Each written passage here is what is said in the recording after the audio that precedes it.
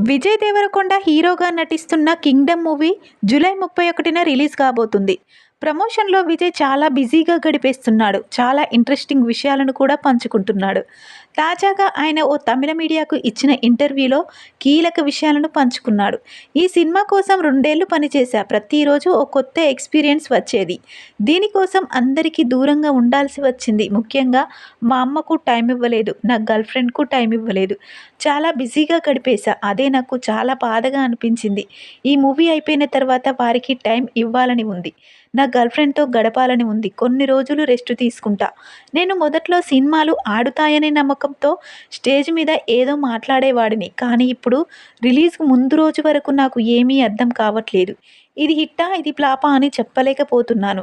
ఎందుకంటే సినిమాలు చేయడం మాత్రమే నా చేతుల్లో ఉంది. ఏది హిట్ అవుతుందో నేను నిర్ణయించలేను.